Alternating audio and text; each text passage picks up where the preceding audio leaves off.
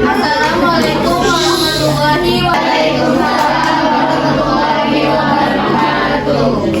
Saya Keiza Rizky Audina, perwakilan dari kelompok 11. Di sini saya akan menjelaskan materi tentang perkembangan dalam kelompok sebaya. Sebelumnya,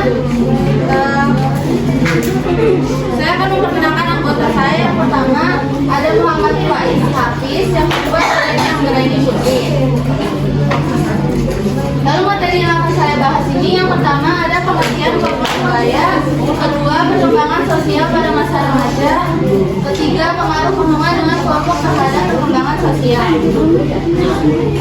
Yang pertama pengertian kelompok sebaya.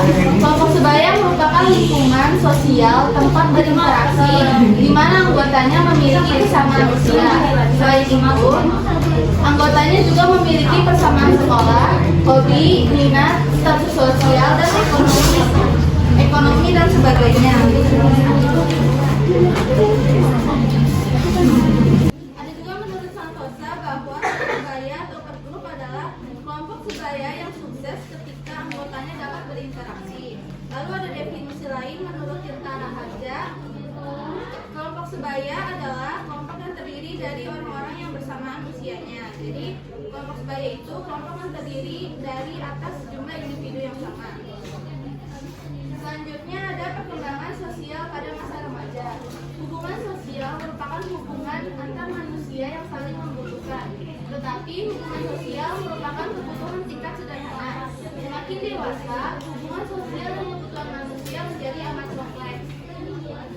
Syamsul Yusuf dalam Hamdani menyatakan bahwa perkembangan sosial merupakan pencapaian kematangan dalam hidup sosial. Dapat diartikan sebagai proses belajar untuk menyesuaikan diri terhadap norma-norma kelompok, moral, dan tradisi meleburkan diri menjadi satu kesatuan yang berkomunikasi dan kerjasama. Sunarto dan Hartono menyatakan bahwa hubungan sosial membutuhkan hubungan sosial mulai dari tingkat sederhana. Semakin dewasa dan bertambah umur, kebutuhan manusia dan hubungan sosial menjadi amat kompleks. Maksudnya menjadi amat kompleks itu menjadi lebih rumit. Lalu selanjutnya ada faktor perkembangan sosial. Nah, pertama ini ada keluarga. Keluarga merupakan lingkungan pertama yang memberikan pengaruh terhadap berbagai aspek perkembangan sosial anak, termasuk kondisi dan tata cara kehidupan keluarga merupakan lingkungan yang mendukung bagi interaksi anak. Yang kedua ada kematangan anak. Bersosialisasi memerlukan kematangan fisik dan kejiwaan seseorang untuk mampu mempertimbangkan hubungan dalam proses sosial, merupakan memberikan dan menerima pendapat orang lain, memerlukan kematangan intelektual dan emosional. Jadi jika kita ingin bersosialisasi dengan baik, kita harus memiliki kematangan emosional yang baik. Lalu yang C, sosial ekonomi. Kehidupan sosial ekonomi. Kehidupan sosial banyak dipengaruhi oleh kondisi atau status kehidupan sosial keluarga dalam lingkungan masyarakat. Masyarakat akan memandang anak bukan sebagai anak independen, akan tetapi akan dipandang dalam konteks yang utuh dari keluarga anak itu. Jadi orang lain ini, semisal si A ini anak orang kaya, lalu si B ini anak orang yang kurang mampu. Jadi orang lain memandang si A dan si B ini, si A ini ya udah dia anak orang kaya, dia nggak memandang si anaknya ini nggak memandang jati diri si anaknya itu. Jadi dia memandang hanya ya udah si A ini anak orang kaya gitu. Lalu jadi hal ini berakibat yaitu anak menjadi jauh dengan kelompoknya. Akibat lain mereka akan membentuk kelompok elit dengan normanya sendiri. Lalu yang keempat ada pendidikan. Pendidikan merupakan proses sosialisasi anak yang terarah. Jika pendidikan sebagai proses pengajaran ilmu yang normatif akan memberikan warna kehidupan sosial di dalam masyarakat dan kehidupan mereka yang akan datang.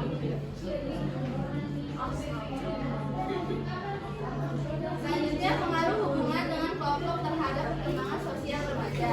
Remaja yang dalam masa mencari dan ingin menentukan jati dirinya memiliki sikap yang terlalu tinggi menilai diri atau sebaliknya. Mereka belum memahami benar-benar tentang norma sosial yang berlaku di dalam kehidupan masyarakat. Oleh karena itu, diperlukan adanya upaya pengembangan hubungan sosial remaja yang diawali dari lingkungan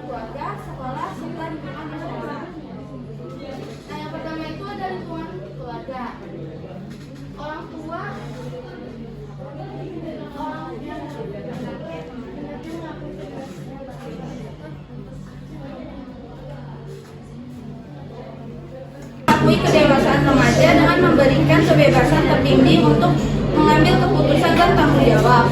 Hoffman mengemukakan tiga jenis pola asuh orang tua, yaitu yang pertama pola asuh bina kasih atau induction. Pola asuh bina kasih ini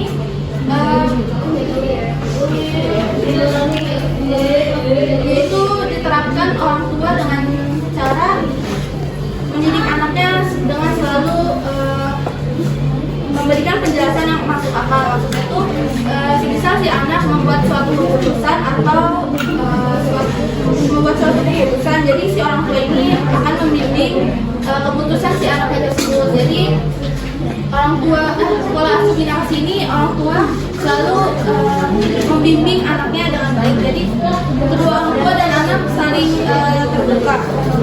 Lalu yang kedua pola asuh unjuk rasa atau power assertion. Pola asuh ini diterapkan orang tua dalam dengan cara orang tua itu harus selalu anak itu harus selalu menuruti kehendaknya orang tua. Jadi orang tua pola asuh ini orang tua selalu memaksakan kehendaknya agar anaknya selalu nurut sama orang tua. Lalu yang ketiga pola asuh lepas kasih atau love withdrawal.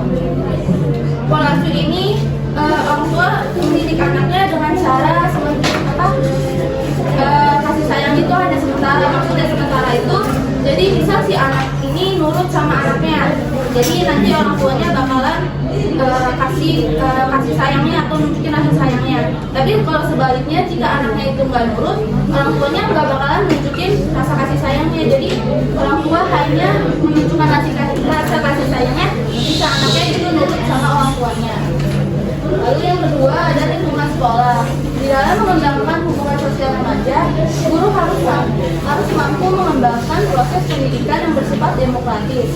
Guru harus berupaya agar pelajaran yang diberikan selalu cukup menarik minat anak. Sebab tidak jarang anak menganggap pelajaran yang diberikan oleh guru kepadanya tidak bermanfaat. Jadi kita kan sebagai calon guru nanti kita harus memberikan penjelasan dan gambaran kepada anak siswa kita nanti kalau ilmu itu sangat bermanfaat sekali untuk mereka ke depannya. Jadi tidak ada ilmu yang tidak bermanfaat. Lalu yang ketiga ada lingkungan masyarakat. Upaya pengembangan hubungan sosial remaja yang diawali dari lingkungan masyarakat antara lain yang pertama menciptakan kelompok sosial remaja perlu dikembangkan untuk memberikan rasa kepada mereka ke arah perilaku yang bermanfaat. Lalu yang kedua perlu sering diadakan kegiatan kerja bakti karya untuk dapat mempelajari remaja bersosialisasi sesamanya dan masyarakat.